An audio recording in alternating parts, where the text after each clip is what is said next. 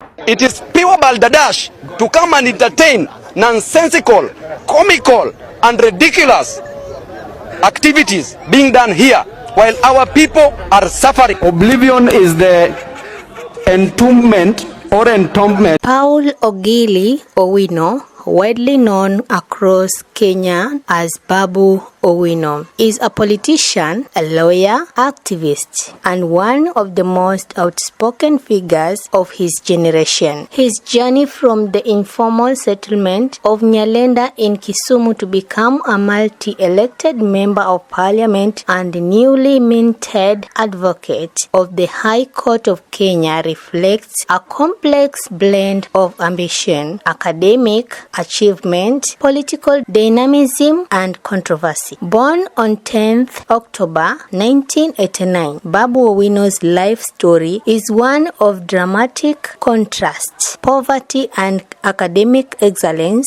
activism and turbulence, criticism, and public admiration. As of 2025, he stands at 35 years old and continues to shape national debates in Kenya with his sharp political style and unfiltered public presence. Growing up in Nyalenda, a sprawling informal settlement in Kisumu County, young Paul Owino experienced firsthand the reality of economic struggle. Raised in a single-parent household after losing his father at a young age, his childhood was marked by limited resources, instability, and the persistent challenge of making ends meet.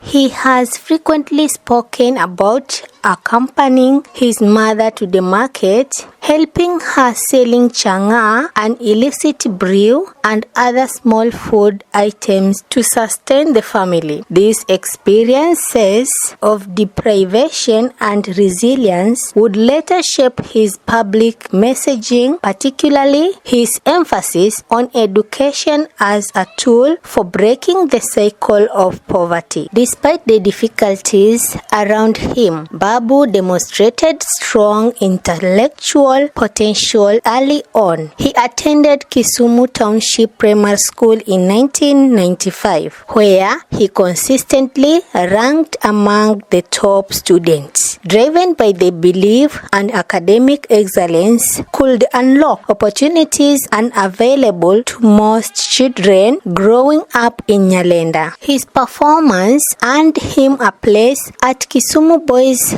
Secondary School in 2003, a reputable national school where he further cemented his academic reputation. It was during these years that he began to develop the confidence, oratorical skills, and defiant streak that would later define his student and political life. In 2008, Babu Owino secured admission to the University of Nairobi, UON, one of Kenya's leading institutions of higher education. He chose to pursue a Bachelor of Science in Actuarial Science, a demanding and prestigious program known for its mathematical rigor. In 2012, he graduated with first-class honor, an achievement that significantly elevated his public profile given his background and the degree's difficulty. Babu's time at the University of Nairobi, however, was not defined by academics alone. It marked the beginning of his rise as a national figure. He simultaneously pursued further studies, later enrolling for a Bachelor of Laws LLB degree at UON as well. His commitment to legal study would eventually culminate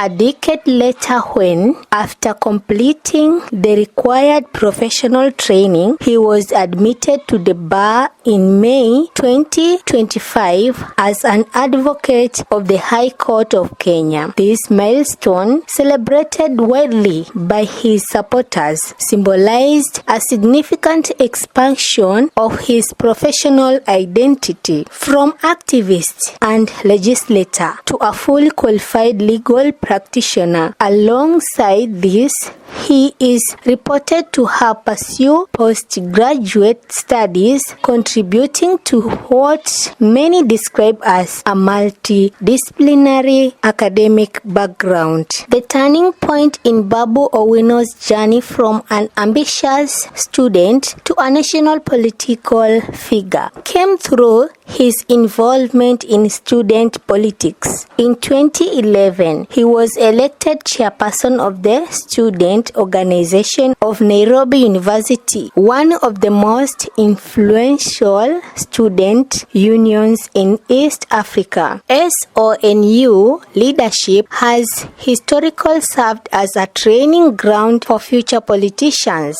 and Babu seized the role with unmatched vigor. His tenure as SONU chairperson was marked by frequent demonstrations, fiery speeches, and uncompromising demands for student welfare. He became known for his fearless style, captivating crowds with a mix of humor, provocation, and strategic messaging. It was during these years that he mastered the art of political mobilization, sharpened his charisma, and developed the thick skin that would later help him withstand national scrutiny. Though his time in student leadership was celebrated by many, it was also controversial. Allegations of intimidation, confrontational politics, and power struggles trailed him. Yet, if anything, these controversies only heightened his visibility. By the time he left the University of Nairobi, Babu Owino was a household name, widely recognized for both his academic abilities and his combat leadership style. After university, Babu Owino transitioned seamlessly into mainstream politics. His association with the Orange Democratic Movement (ODM), one of Kenya's most influential political parties, provided him the platform to contest elections. In August 2017, he won the Embakasi East parliamentary seat. I, Babu Owino, having been elected a member of the National Assembly, do swear in the name of the Almighty God that I will bear true faith and allegiance to the people, Republic of Kenya, and Raila Amolo Odinga. That order. He forgot to write that. Mheshimiwa, just hold on. The Constitution says that it should be taken in the form it is prescribed. Okay. So I'm asking you to start again, and this time round, you do it in a proper manner. Okay. I, Babu Owino, having been elected a member of the National Assembly, do swear in the name of the Almighty God that I will bear true faith and allegiance to the people and the Republic of Kenya, that I will obey, respect, uphold, preserve, protect, and defend this Constitution of the Republic of Kenya, and that I will faithfully and conscientiously discharge the duties of a member of Parliament. So help me God. Thank you. Tibim. Defeating seasoned politicians and demonstrating his ability to mobilize youth and grassroots voters in Nairobi's densely populated urban constituency. His victory was symbolic, a young politician from humble beginnings defeating wealthier, more established opponents. As Member of Parliament, he immediately positioned himself as a vocal defender of youth rights, education reform, and what he often referred to as the voice of the hustler generation. Known for his sharp wit, flamboyant appearances, and memorable quotes, he quickly became a regular fixture in Kenyan media and online political discourse. In 2022, Babu Owino was re-elected as MP for Embakasi East, commenting his status as a political force with style power. Throughout his parliamentary career, he has been ranked by various polls as one of Kenya's more active or popular MPs, particularly within urban constituencies and among the youth. Among the legislative efforts associated with Babu Owino, one of the most notable is the Legal Education Amendment Bill of 2023, which he sponsored in an attempt to decentralize the training of legal advocates. For years, a bottleneck in Kenya's legal education system, specifically the concentration of training for advocates in a single institution, had resulted in congestion, delays, and limited access. Babu's bill sought to open this space to more institutions, increasing capacity and reducing barriers for law graduates. Thank you very much. I'm Babu Owino, Member of Parliament, Embakasi East constituency. I would like to talk about the Kenya School of Law Act that we are about to amend, and today we are at the budget committee because it has a financial implication, and the financial implication is that we want to devolve different institutions to be in a position to offer the ATP, the Advocates Training Program, in various institutions, and that way jobs will be created. That way Kenyans at least will be advantaged because there will be more lecturers, there will be more support staff, and also students will not be congesting at the Kenya School of Law alone.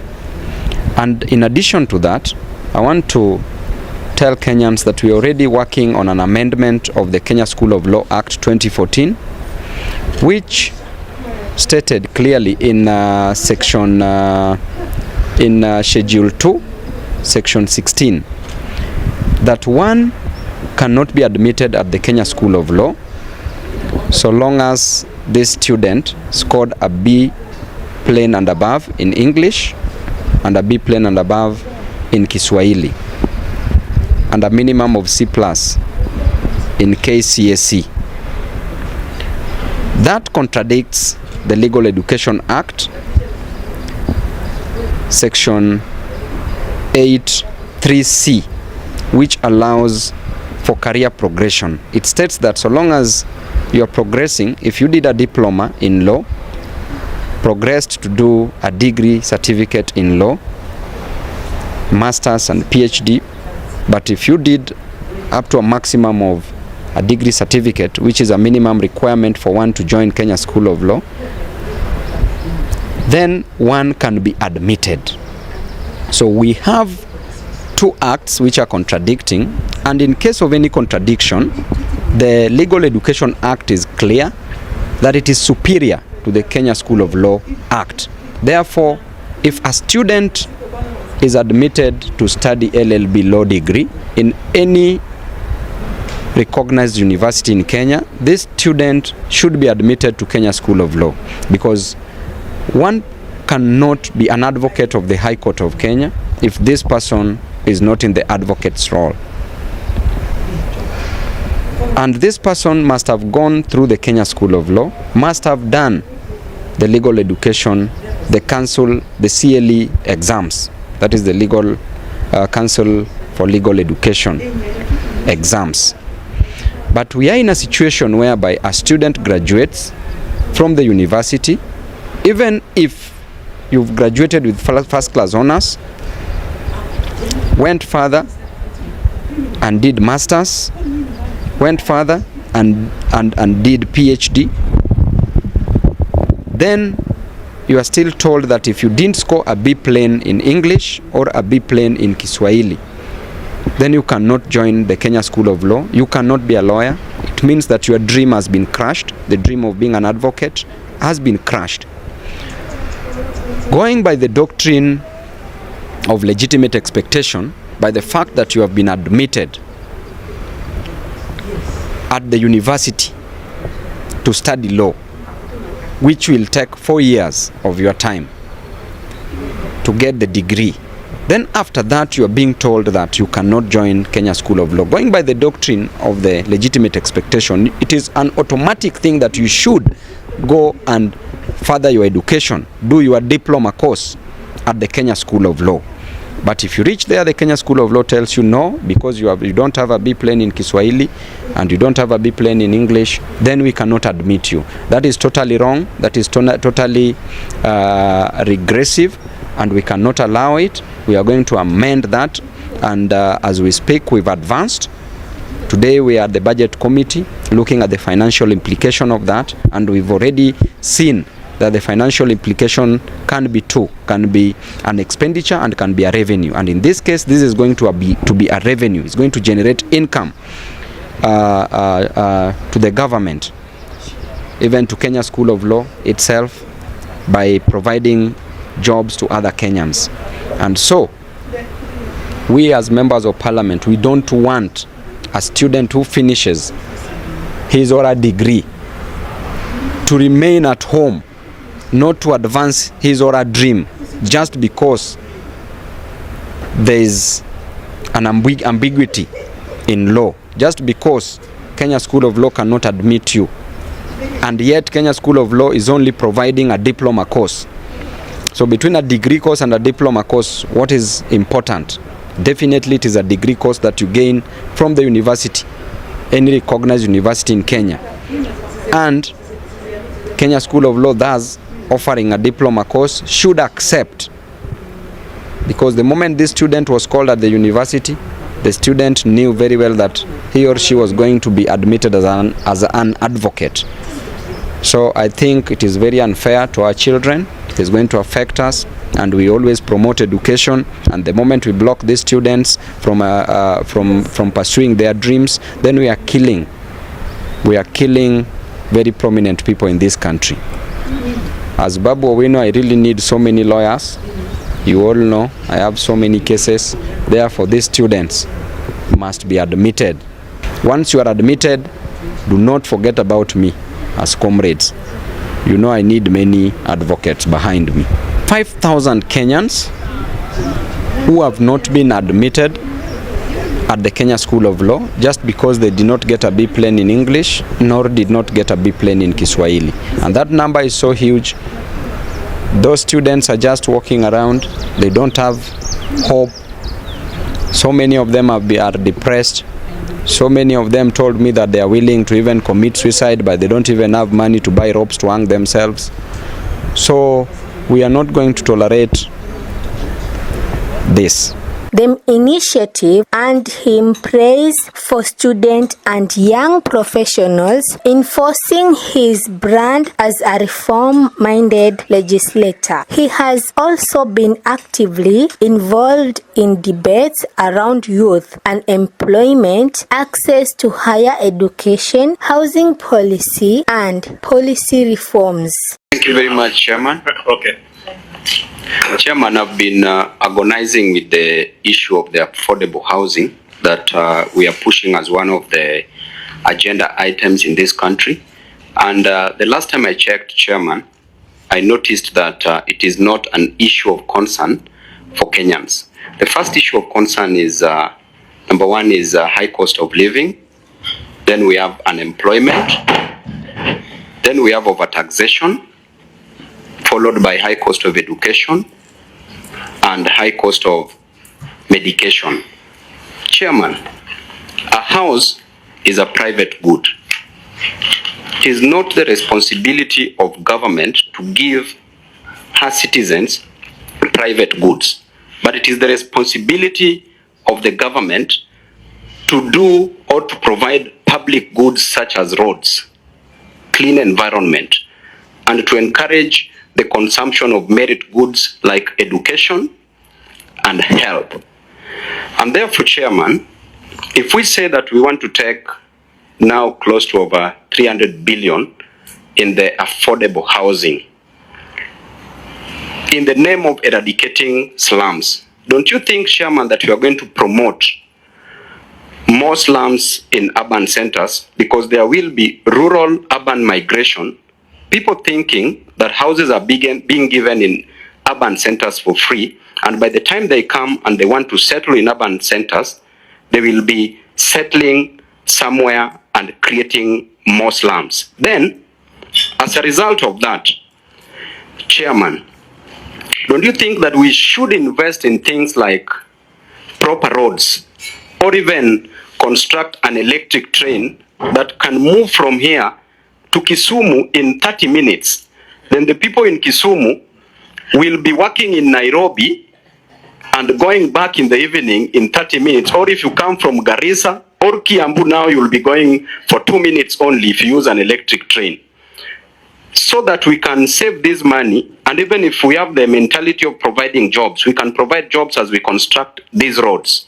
So, Chairman, I'm really agonizing with this issue of the affordable housing, because the President is spending so much energy and time in it, and it might not create so much value, no value addition. So I therefore think that we should give the affordable housing 0 shillings. Thank you very much, Honorable Babu Owino. I'm sure the chairman will respond, that because I'm also one of the ambassadors of affordable housing, I will also try to help in giving you a response. Thank you, Chair.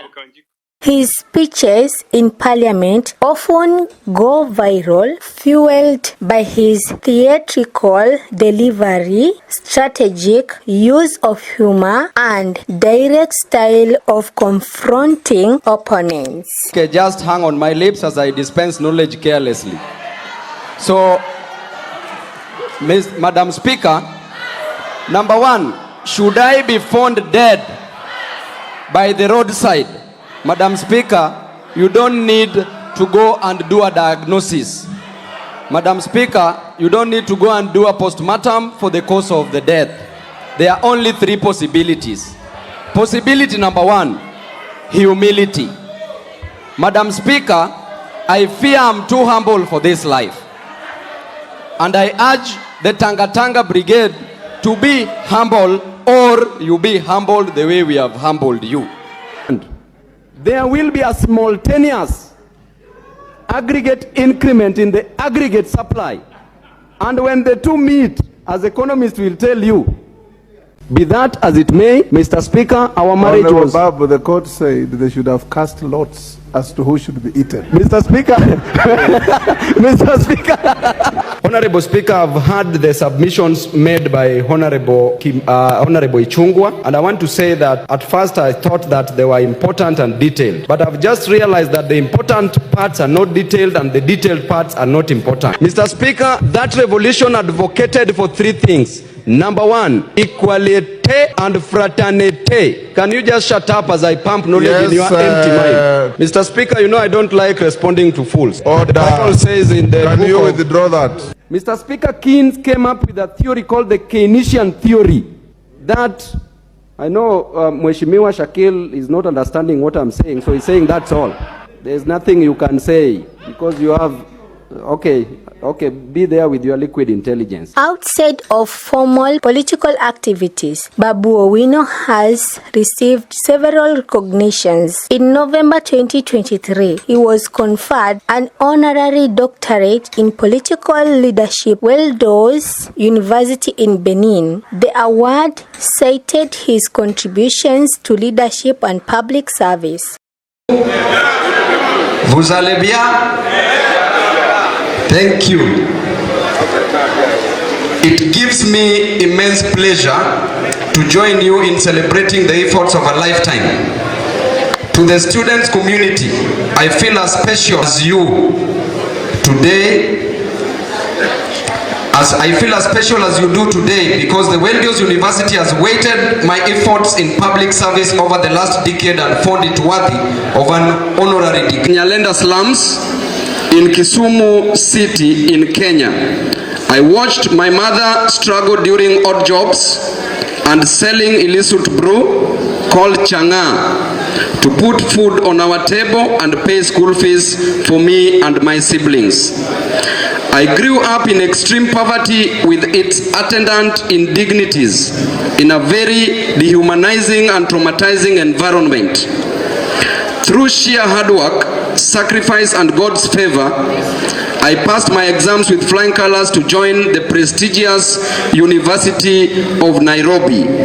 After getting a first-class honors degree in BSc Actuarial Science, I went back for a master's degree and then for another fresh 4 years of a bachelor's degree in law, and then once again for another 2 years for a master's in law.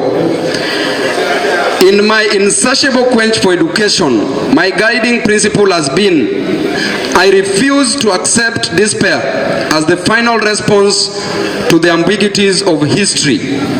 I refuse to accept the idea that the isness of man's present condition makes him morally incapable of reaching up for the eternal oughtness that forever confronts him.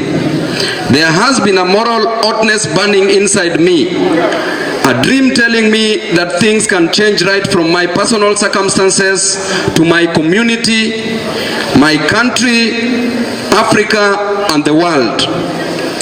I first experimented with this thirst for change at the University of Nairobi, where I led my fellow students as president of the Comrades Union with endless achievements.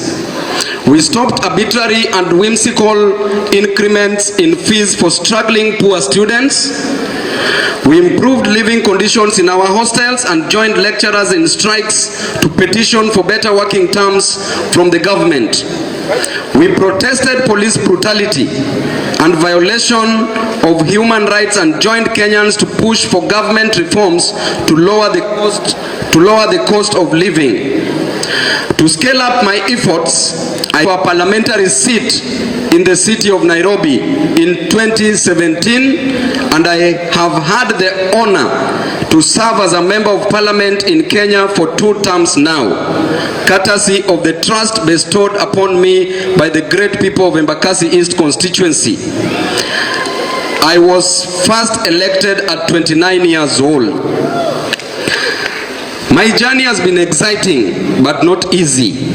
Our political landscape has profound challenges. The vast number of men and women in the shackles of poverty, young people without prospects for decent lives and pandemics like COVID-19 that prove to us that despite some changes we see around in Kenya and here in Benin, to most of our people, the more things have changed, the more things have remained the same. They have been passed by the scarce opportunities. Our people are bitter. They feel defeated and they sense that even the modest desires of their hearts are completely out of reach. It is in response to such a volatile, such an uncertain, such a challenging and ambiguous world that I have guided my mind and heart by adhering to my personal vision, understanding, clarity, agility to respond to the ambiguities of history, not with despair, but with hope and determination.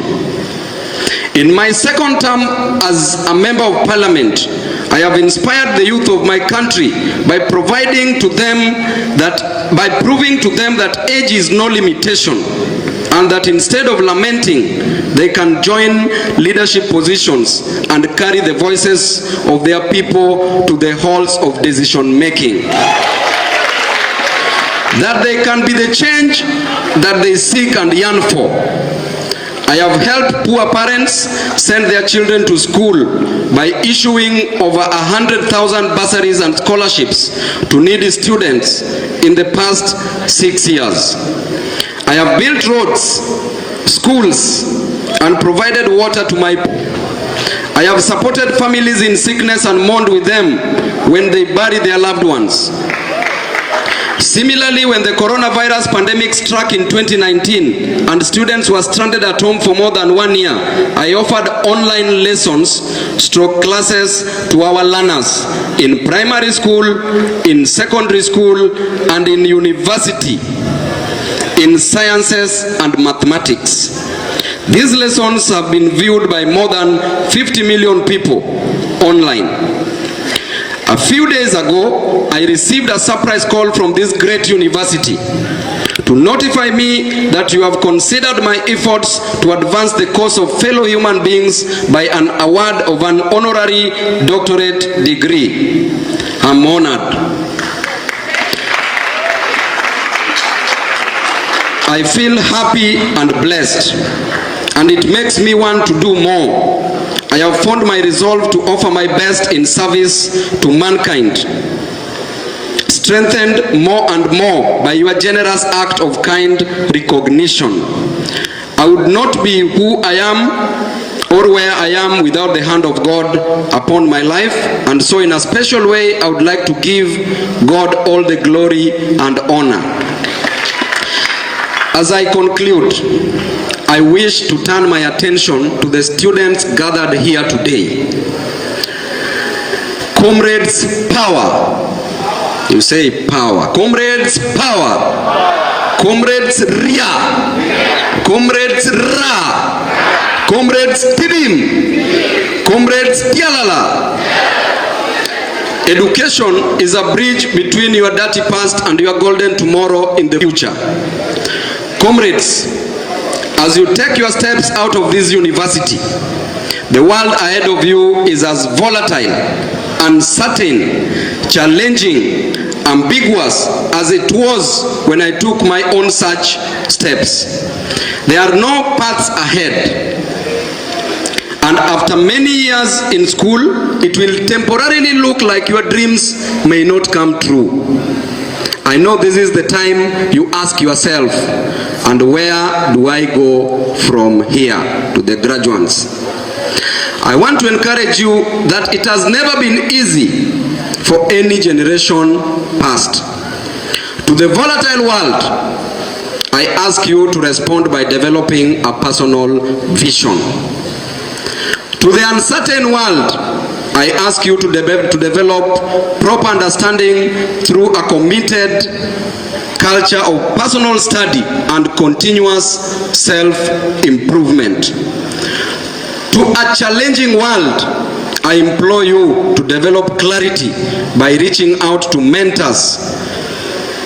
Although, like many honorary degrees across Africa, it sparked discussions about academic merit and the value of honorary credentials. Perhaps one of Babu Owino's most unexpected contributions came during the COVID-19 pandemic, when he began offering free online lessons in mathematics and science, broadcasting through social media platforms. He solved exams problems and taught revision techniques, attracting thousands of students nationwide. Let it just be an easy lesson. When you are doing maths, do not overthink. Do not overthink. Just be easy and enjoy the lesson. So on to our first question.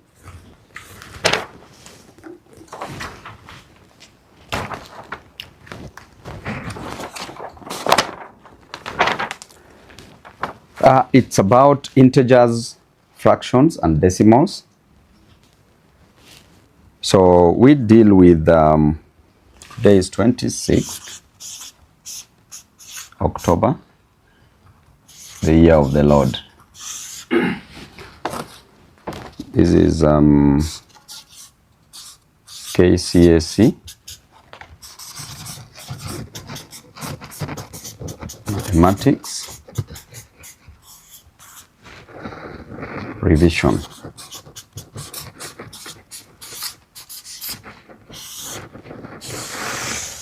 Good. So, question number 1. Given that A equals to 5, the questions will be projected, and so you will see the questions very well. So, A equals to 5, B equals to -2, and C equals to 2. You are told evaluate the following question in the simplest form, simplest. So you are told A minus B squared over 6 minus 2B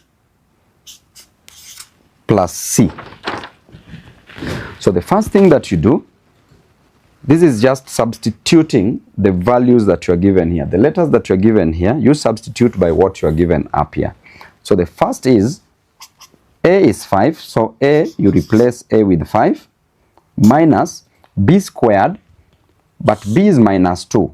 So -2 squared, divide by 6 minus 2 into B, 2 times B, but B is what? -2. So introduce a bracket so that you know how to handle the signs, because this question, you can easily get it wrong if you don't take care of the signs. Plus C, and our C is 2. So from here, you open this, deal with the numerator, then come to the denominator. So our numerator is 5 minus -2 squared means -2 times -2. Negative times a negative is a positive. So -2 times -2 is 4. Then divide by 6 minus, we have 2 times -2 is -4. So we have 6 minus -4 plus 2. What do we get? This is 5 minus 4 is 1 over 6 minus -4 is 6 plus 4, because a minus times a minus is a positive. So 6 plus 4 is 10. 10 plus 2 is 12. So our answer is 1 over 12. As simple as that. The train left Butere on Sunday. So from Butere to Nairobi. So the train left Butere a day like today on a Sunday. But it left at what time? At 23:50 hours. And traveled for 7 hours 15 minutes to reach Nakuru. After 45 minutes stop in Nakuru, the train took 5 hours 40 minutes to reach Nairobi. Find the time in the 24 hours clock system and the day Mapesa arrived in Nairobi. So this train left Butere, Mapesa left Butere going to Nairobi, but stopped at Nakuru. So he left at 23:50 hours. We want to know the time that he left. In 12-hour system, you subtract 23:50 minus 12:00. Sorry. You get 1:50. You get 11:50 p.m. Sorry. Now, this person left at night, 10 minutes to midnight. So he left on a Sunday, 11:50 p.m., which is only 10 minutes to Monday. 12:01 will be a Monday. So focus your mind. You change it first to 12-hour system. You get 11:50 p.m. So at 11:50 when he left, he traveled for 7 hours 15 minutes to Nakuru. He traveled for 7 hours 15 minutes. Just add what he traveled, that the time that he took to travel. You will get 5, 6. This is 65 minutes. 65 minutes, you can write there 0, you carry 1. You carry 1 hour so that you deal with minutes on their own and hours on their own. So it is 65. So here is 0, carry 1. This is 8, 9. This is 9, 1. So this person reached Nakuru at 19:05. But you remember, he left almost close to midnight. So when it took 7 hours, that is morning hours. So again, you change this into 12-hour system, you'll get 7:05 a.m. This is on a Monday. We are now on a Monday. Then is in Nakuru at 7:05 a.m. on Monday in the morning. Then you are told after 45 minutes stop in Nakuru. So it took 45 minutes stop in Nakuru. You add. You get 7:50. So by 7:50 a.m. he was still in Nakuru. Then the train took 5 hours 40 minutes to reach Nairobi. The train took 5 hours 40 minutes to reach Nairobi. You add again. This is 0. 5 plus 4 is 9. So that is 90 minutes. 90 minutes is 1 hour, 30 minutes. So you only put 30, you carry 1. This is 13. 7 plus 5 plus 1 is 13. So this person reached Nairobi at 13:30 hours. 13:30 hours, in 12 hours, you subtract 12, which is 1:30 p.m. But on a Monday. Hizi vitu ni kucheza tu na akili hapa na pale, but very easy things. For many Kenyans, this signaled a softer, more nurturing side of a politician, otherwise associated with confrontation and controversy. His lessons continued beyond the pandemic and are still referenced by students grateful for the help during a difficult period. Despite his accomplishments, Babu Owino's public life has been deeply marked by controversy. Over the years, he has faced multiple allegations of assault or aggressive behavior, although not all resulted in convictions or formal charges. The most serious incident occurred in January 2020 when he was arrested after a shooting at a Nairobi nightclub where a DJ was injured. The incident, captured on CCTV, triggered national outrage. Babu was charged with attempted murder, a case that dominated news headlines for months and remains one of the defining crises of his political career. Embakasi East Member of Parliament Babu Owino might spend the night at Kilimani Police Station after he was arrested on claims of shooting a DJ at a club in Kilimani Estate, that's here in Nairobi County. Police have confiscated the legislator's gun, which was used during the early morning incident. Vincent Duor starts us off. In a CCTV camera footage that captured events inside B Club early Friday morning in Kilimani, a man is seen talking to MP Babu Owino. Then suddenly, Babu withdraws his pistol and shoots the person.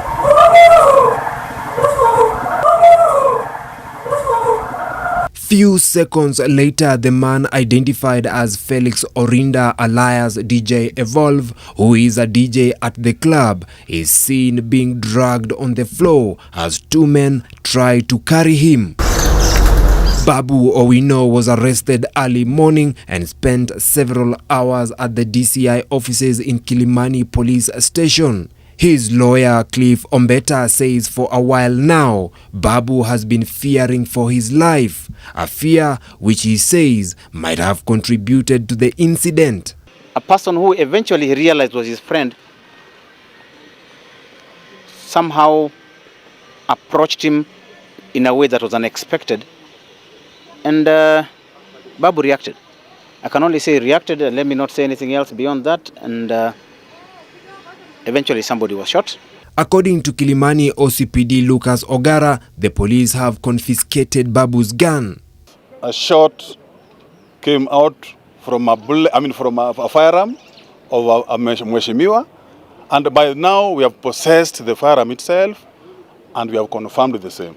As by now is a serious assault. Detectives examined the vehicle that was used to rush Orinda to hospital. Babu is among those who took him to Nairobi Hospital. Currently, Orinda is receiving treatment at the Nairobi Hospital.